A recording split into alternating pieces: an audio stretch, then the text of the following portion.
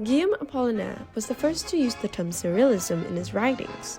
He describes it as the fruit of the human imagination freed from the task of imitating nature. Influenced by the work of Sigmund Freud, filmmakers and artists across Europe embraced creative expression and liberation as they fought against the oppressive society and its aftereffects of the war. They subverted the ideas of reality by breaking out of the normal conventions of art and film.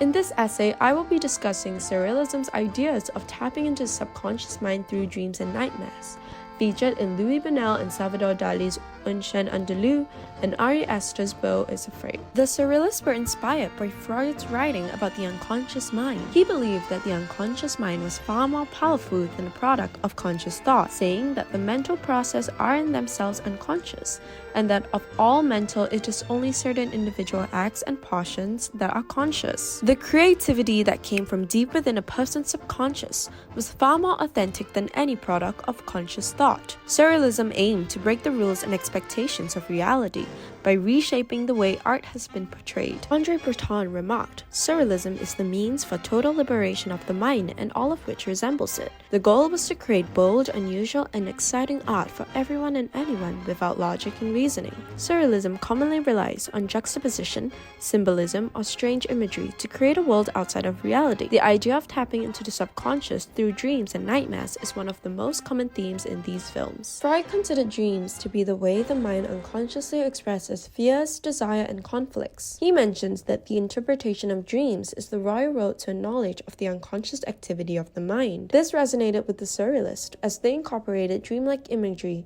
to explore the irrational and subconscious aspects of human experiences. In Un chien, andalou, we see an anti-narrative story that jumps through time in a non-linear sequence. This was inspired by a dream that each artist had. Buñuel saw a cloud slicing the moon like a razor blade slicing through an eye, whilst Dali saw a hen crawling with ants. Buñuel comments that no idea or image that might lend itself to a rational explanation of any kind would be accepted. We had to open all doors to the rational and keep only those images that surprised us without trying to explain why. A modern film heavily inspired by that is Beau Is Afraid. This film may not seem to make logical sense initially, however, as the film progresses, we see reoccurring imagery, understanding that this film is thematically and symbolically connected to each idea. The film plays out like one long analogue of a nightmare. At one point, we even see a character say it's just her dream as a response to Beau recounting the events that have happened, reminding us of how unworldly everything seems. Despite both films being released 94 years apart, they make use of juxtaposition and transformation through symbolic motifs to create disturbing imagery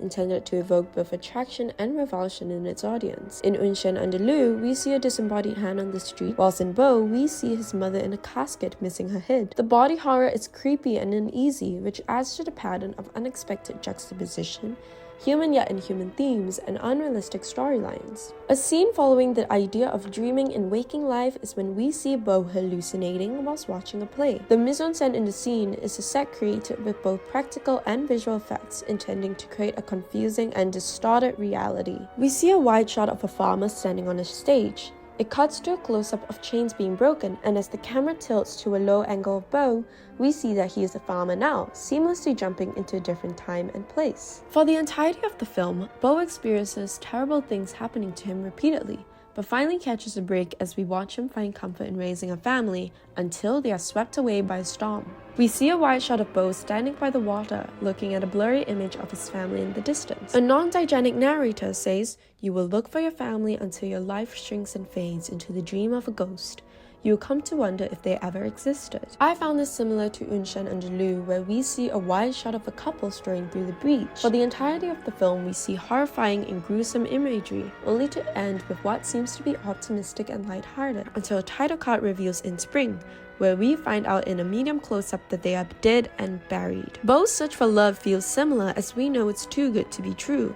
The moment of comfort has been washed away, and we are left confused, uncomfortable, and yet intrigued. We see that surrealist cinema is a growing and evolving art form that continues to inspire filmmakers till this day. The imagery and themes in both films perfectly encapsulate Freud's idea of unlocking the unconscious mind and breaking out of molds to create unique and impactful art. As Ingmar says, "No form of art goes beyond ordinary consciousness as film does, straight to our emotions, deep into the twilight room of the soul."